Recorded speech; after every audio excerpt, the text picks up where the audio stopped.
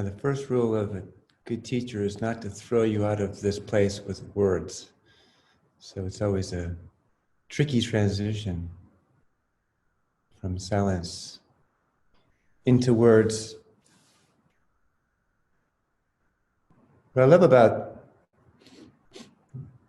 just looking and not talking, there's no pressure for 30 minutes to not talk with somebody. And that's really a gift, because most of the time when we're in front of someone, we kind of blast each other with words and thoughts and what's going on. It's just kind of this constant blasting, and we're not really deeply looking at someone, because part of our mind is picking up what they're saying, and the other part is thinking about what I'm going to say back to that person. So it's a very tricky thing to bring that presence into that place, that silence into that place. Here, that's what this is about. It's connecting in a silent space and start to experience somebody through that place is unbelievably beautiful. It's the silence really that has the connection to their essence at the deepest level. And when you're quiet and you're listening that way and you're looking at somebody through that lens of yourself, you pick up things that you wouldn't pick up if you're just talking, if you're just blasting each other with thoughts and words.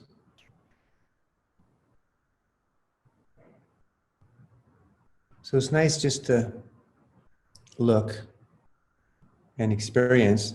And then we're here sharing this moment together, same time, experiencing a similar thing with each other. And yet, really, we're sharing this moment with everyone on the planet at the same time. Now, people have their perceptions and other things, but we're all sharing this moment together, instantaneously. And that really is really kind of amazing to have that realization that we're sharing this moment with everybody.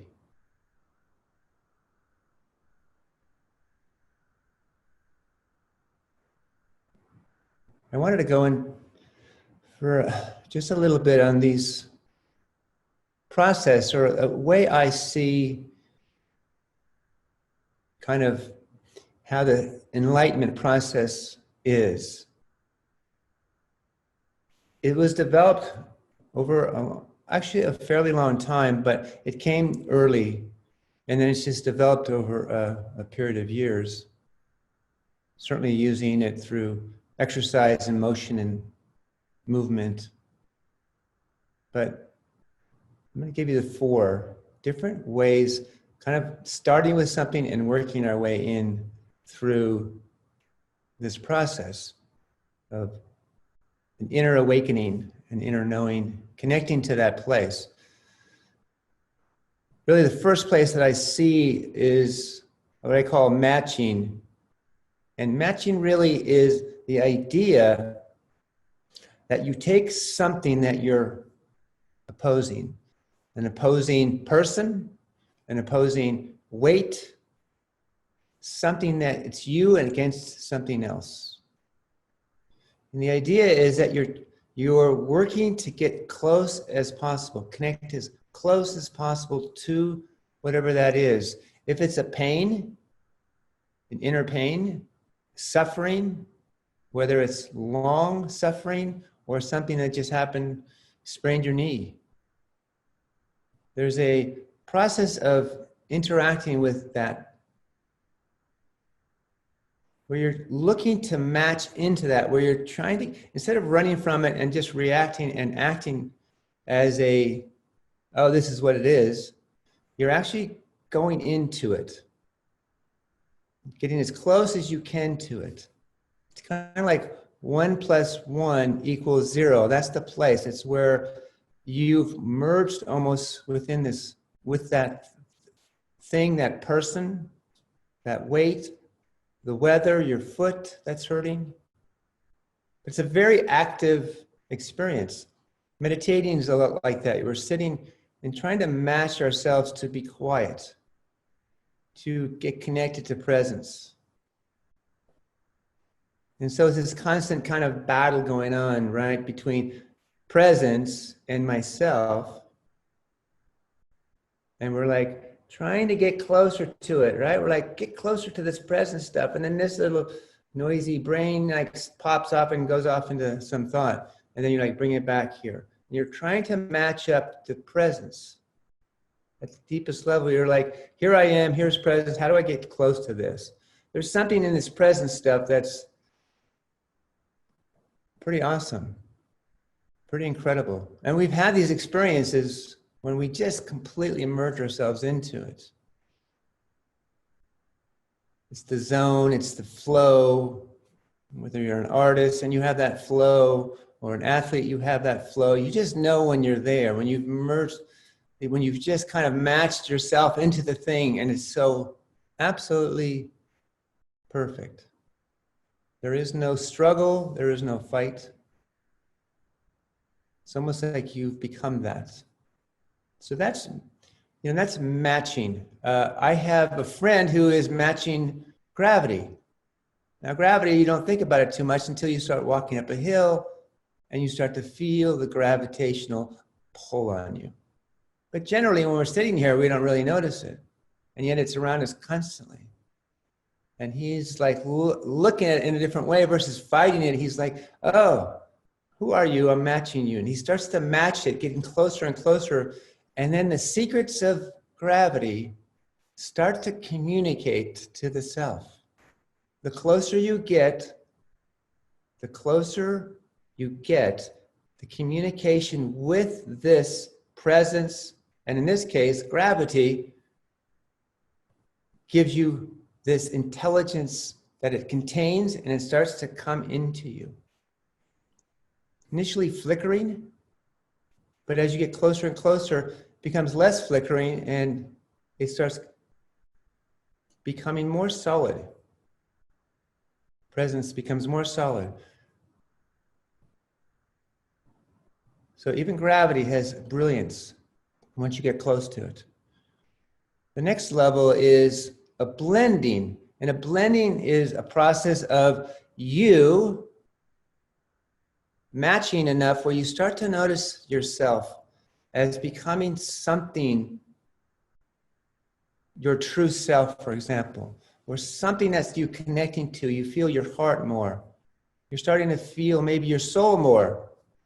Maybe you're understanding it mentally deeper. And then you're just taking the idea of being in this presence and merging yourself closer to this, bringing your true who you are into this presence. And it starts to get this sense that locking together brings you enlightenment, brings you awakening, brings you clarity, and brings you freedom. So you're just blending yourself, the essence of who you are, into this egoic self. And the self that's egoic starts to let go of the place of being, of who you really deeply are in this moment. The third level is when those start to arise, there's a deep, sometimes in a moment, you'll just have this intense realization. Intense, yes. You're not sure exactly, but you just know it's truth to it. And then there's the process of burning this into you. Feeling it coming into you in a way that you just want to sit and let it rip through all your cells. Let the whole system of you get it realized. What happens a lot is people get these experiences and they kind of let them go. They, oh yeah, and then they keep moving right past it. Like they don't really and it kind of goes away because they're not really getting deep with it. They're not letting it unfold. Oh my God, I had a great insight. I had a great this. And then off they go into something else. And then this gets lost. These are like points of awakening that the universe is like, here, and you get it. And then nothing happens because you let it go. You get busy with something else.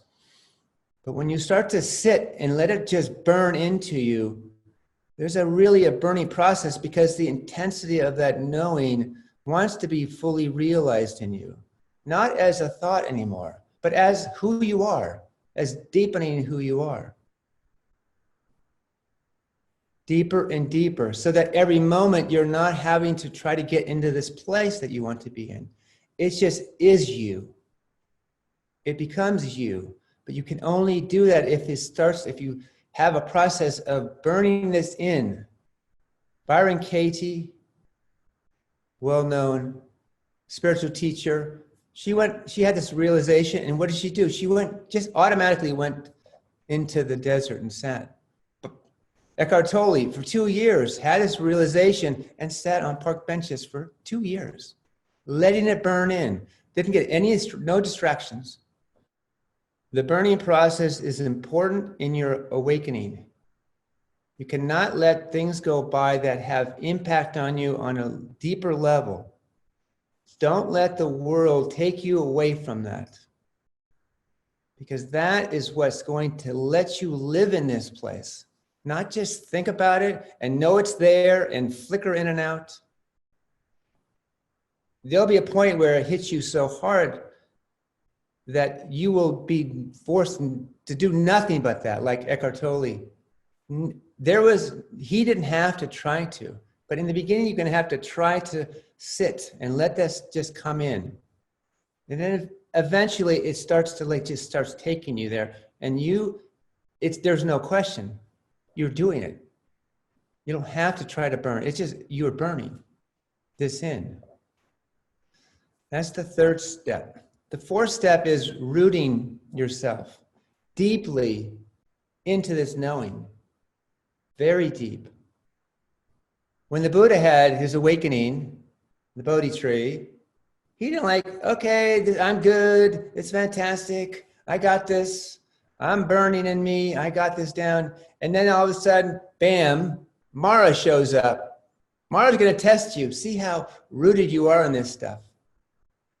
And Mara throws everything at the Buddha, but Buddha's deepening himself instantly. He just keeps deepening. Matter of fact, the Mara thing is deepening his roots, his realization. People are going to challenge that realization.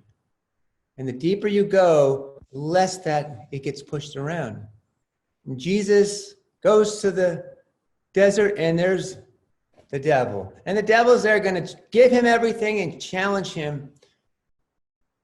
And Jesus, keeps rooting, deepening. The world will throw things at you in these other places. You say you have this awakening, but it's going to challenge you. It's not going to just sit around and okay, you're good. We're not going to touch you now because you're enlightened. No. They're going to come at you full force.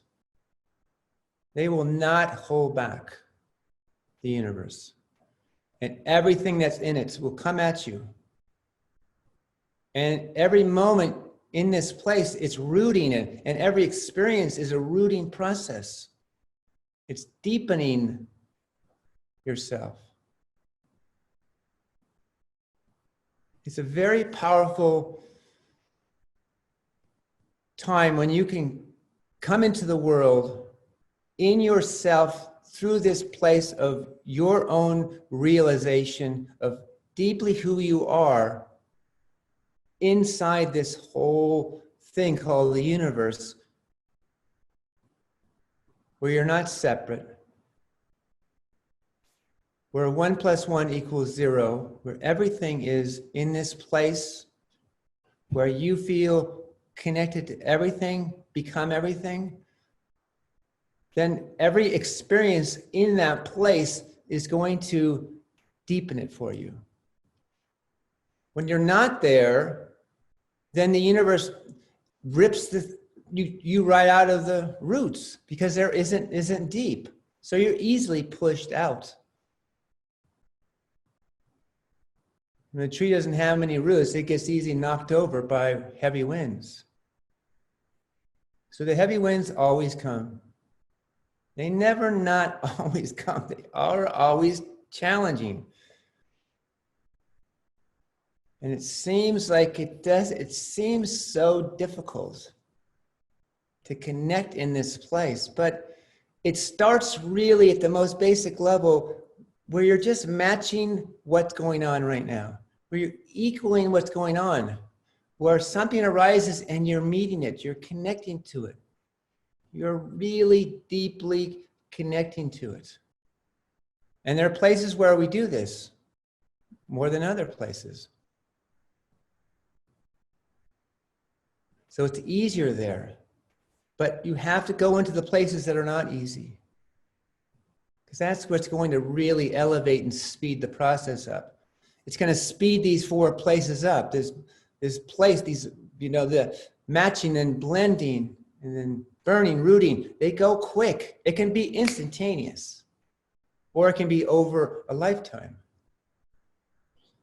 But the intensity of the deep pain that's hard to do this in is the one that's going to give you the deepest strength and rooting process. So start small, really. It's just something that you can just feel that you're connecting to, looking at someone, not allowing the words to pull you from what you're doing with them. You're trying to connect with them. The words are just words. They kind of come and go. They don't really last very long.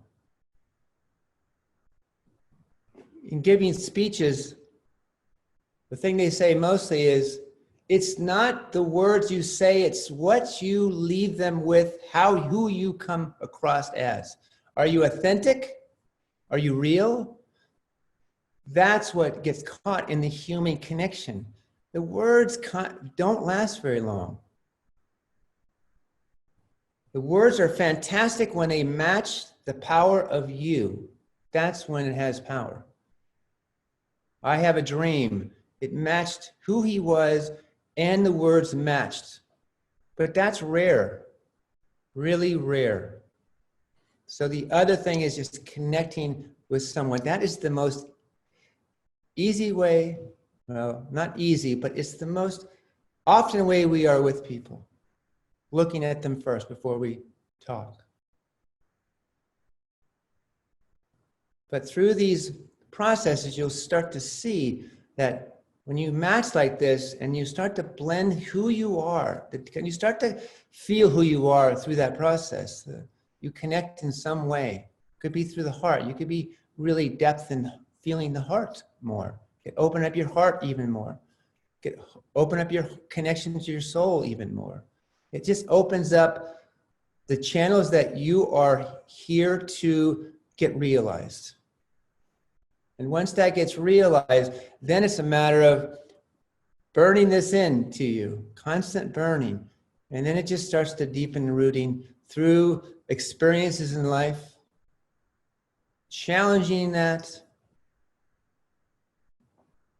But once you're deep enough and you're like this and you're just sitting there and they come at you and you just don't even move, you're just like this because you're so present in yourself. They go away.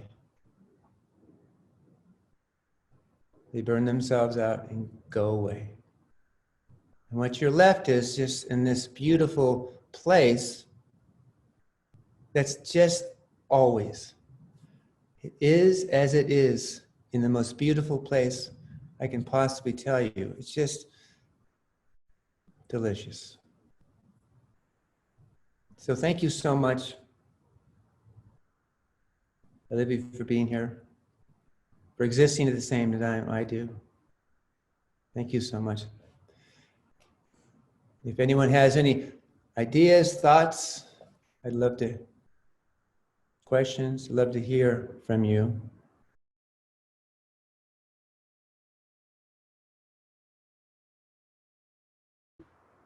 it seems like it's hard work, because some of the ways say, you know, it takes time, it's hard work, it's to meditate, to get a good practice, it's hard work to do that. But these realizations and things like that come in without, most of the time, without any work whatsoever. I had an experience 10 years prior where I just went in this bliss place. I didn't do anything. And I've heard this over and over again. People didn't do anything and had this realization show up, this place of, whoa, what's this?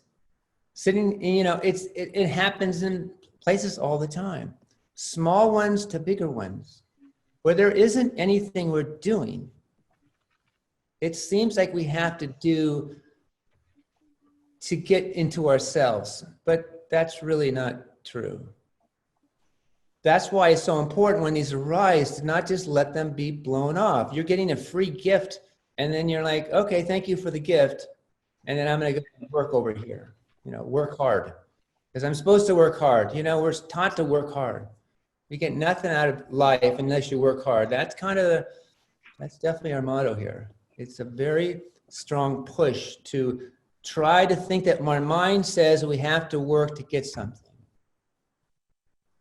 And this is the opposite of that.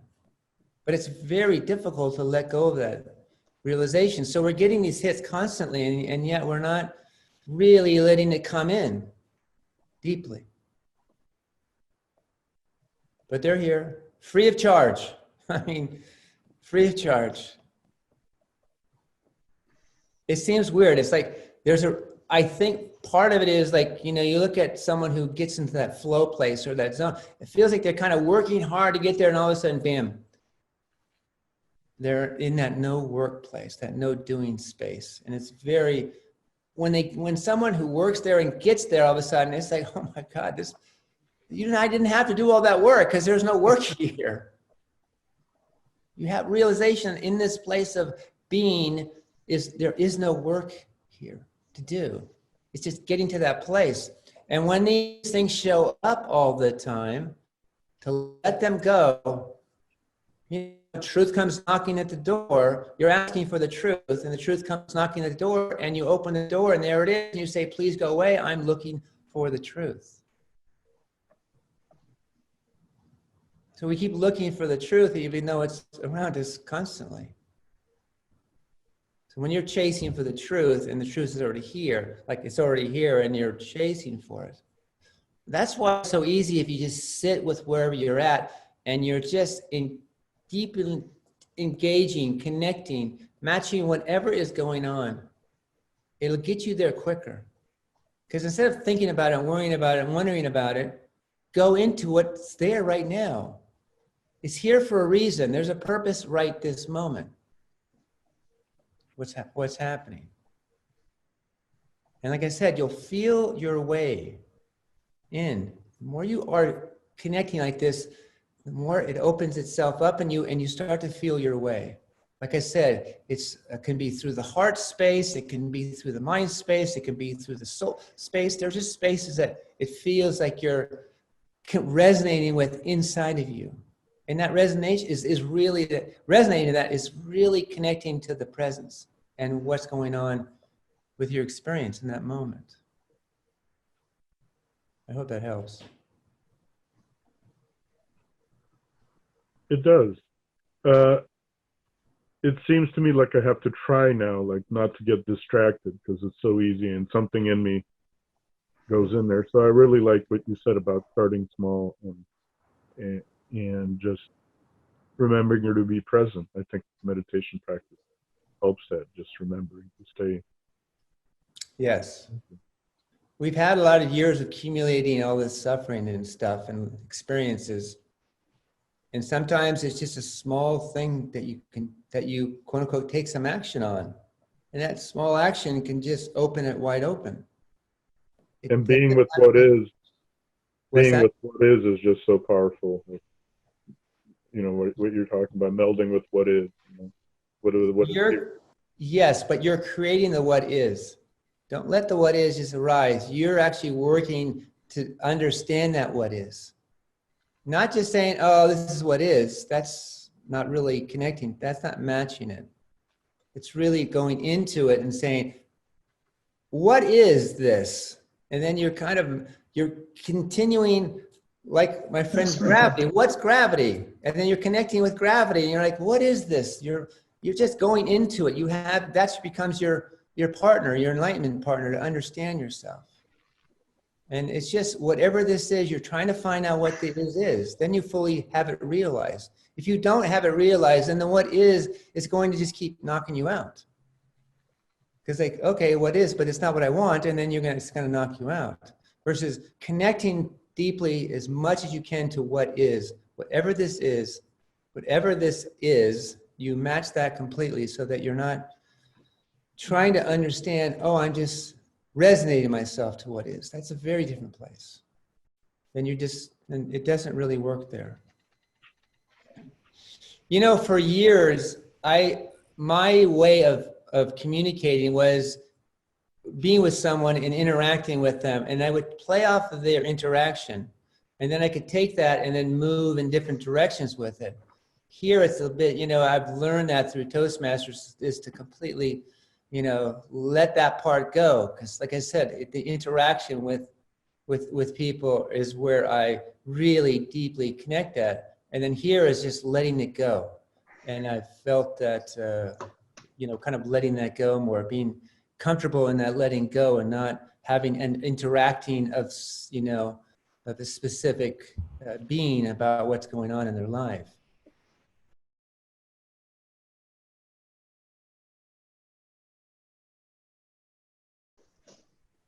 Well, that's the idea of when you really start to see who you are, your essence of who you are, through that process of just connecting with the moment, with whatever arises, and you're interacting with whatever is arising, you start to see what part of you is really connecting, opening itself up.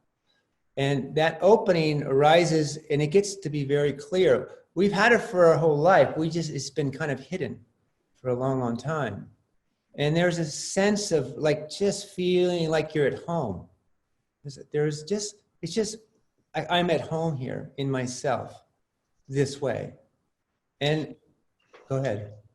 Right. So once I arrive at that state where I'm at home, that's one thing. But if I'm not there, I don't always know how to get there.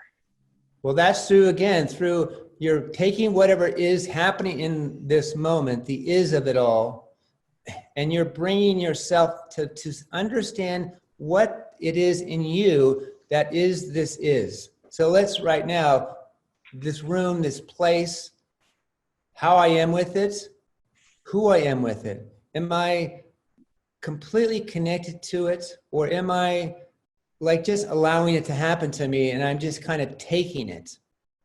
And I'm not really strengthening anything other than my unclarity. It's being pushed around constantly.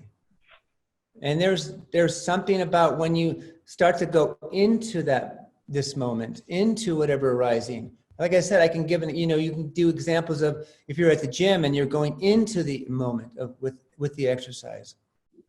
Then it's very clear about what it is that you're trying to do in the head, in the mind, or with other people. Are you talking about dealing with other people, or is it in your head, like your own experience of this moment? Andy, is that a question of what goes on in here, or what goes on in the outer world, trying to challenge who you are? I don't know how to answer that. Okay. Well, like I said, there's a way to find yourself that a lot of people do it through meditation. They sit and try to hear this voice in themselves, this connection to presence. And this presence is something that connects to the totality of, who you are. Like I said, whether you're connected in the mind or you're connecting through your soul, you're feeling that soul in you arising, But we've had these experiences where it just feels just right for us in a moment. And those are the moments that we start to piece them together to see, yes, this is really the depth of who I'm feeling myself. And when you start to feel yourself, it's so easy to be pulled away from it. We've all had these experiences of connection to ourselves, to the outer world and to ourselves in a way that is very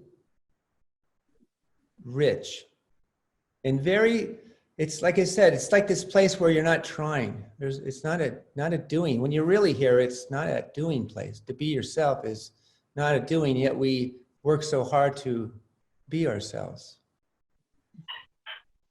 And when you're rooting it in, when you're burning this in, the moments that happens is when you have to stop.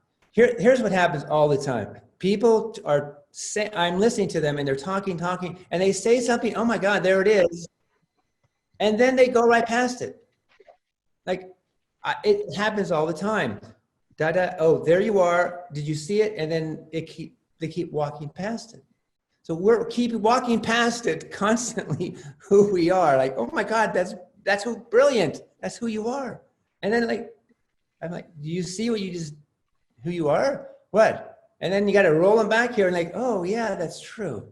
That's what that is. In that case, they probably didn't recognize that part had arisen, and you were able to point it out to them. Yes, because it's because you're in constant matching of what's going on. You're matching the self and whatever it is, you're trying to look into it.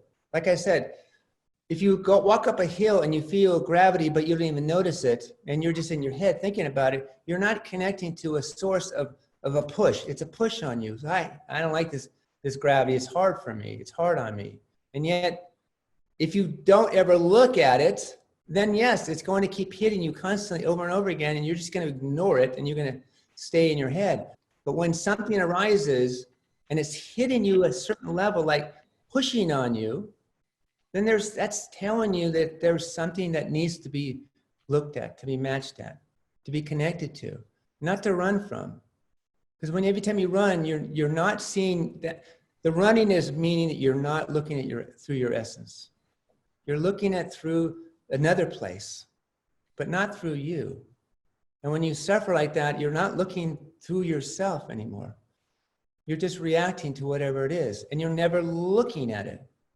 So matching is like looking at this, whatever the source of what's going on, you want to understand the essence of what that is. The universe is saying, here, go for it. You're suffering, then that means that you're mismatched with it. You're not fully matched. You're not connecting to it. You're fighting it. It's the fight.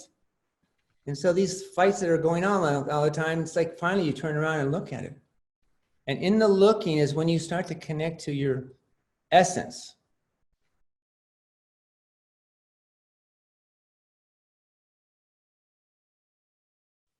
Yeah, I mean, it's a little bit like a scientist trying to understand the essence of what this is. And you're kind of doing the same thing. It's something where you want to know the intelligence that this thing is. It has an intelligence. You're trying to tap into that intelligence. And when you're not, you're fighting it and you're not connecting to it. And so the is of it all doesn't ever get realized, but it's trying to get realized in you constantly. It just wants to be with you in the same place. And when you're mismatching and you have a fight, then it feels like there's work to get there. But it's not really work per se. It's just bringing awareness into what is, and then going into what that is, so that you're not separating from it. And then you're not just saying, oh, it's just what it is.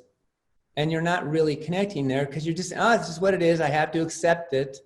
That's not this place. Accepting anything is not this place.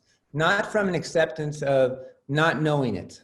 If you only accept it from just because and not accepting it from full knowing of it, then it never gets fully realized.